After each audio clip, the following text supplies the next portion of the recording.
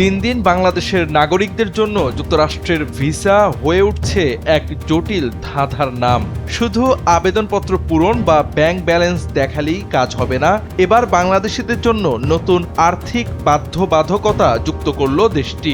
এখন থেকে নির্দিষ্ট ক্ষেত্রে মার্কিন ভিসা পেতে বাংলাদেশি নাগরিকদের সর্বোচ্চ $15,000 পর্যন্ত জামানত জমা দিতে হতে পারে, যা কার্যকর হচ্ছে আগামী 21 জানুয়ারি থেকে। মার্কিন পররাষ্ট্র দপ্তর 6 জানুয়ারি ভিসা বন্ডের আওতাভুক্ত দেশগুলোর তালিকা হালনাগাদ করে। এতে নতুন করে বাংলাদেশের নাম যুক্ত হয়েছে। বর্তমানে এ তালিকায় বাংলাদেশ সহ মোট 38টি দেশ রয়েছে।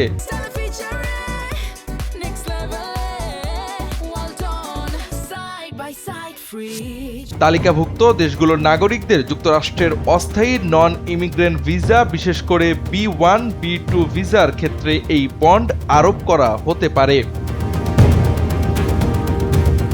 পররাষ্ট্র দপ্তরের নির্দেশনা অনুযায়ী কোনো আবেদনকারী ভিসার সব শর্ত পূরণ করলেও কনসুলার অফিসার চাইলে তার উপর ভিসা বন্ডের শর্ত আরোপ করতে পারবেন। জামানতের পরিমাণ 3 ধাপে নির্ধারণ করা হয়েছে: 5,000, 10,000 অথবা $15,000।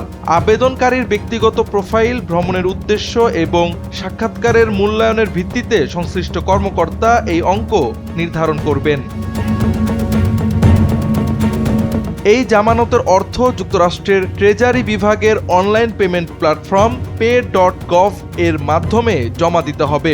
তবে কনসুলার অফিসার লিখিত নির্দেশনা না দেওয়া পর্যন্ত কোনো অর্থ জমা না দেওয়ার জন্য আবেদনকারীদের সতর্ক করা হয়েছে।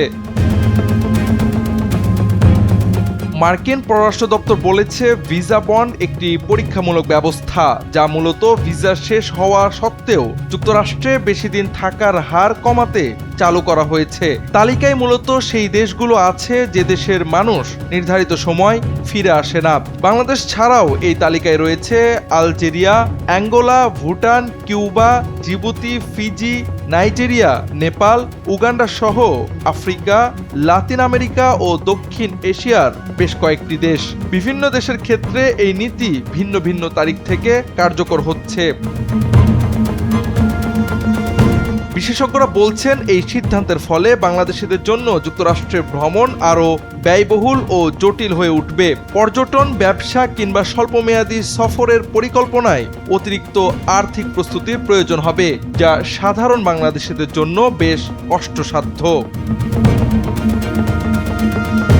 Javad Ahmed, NPB।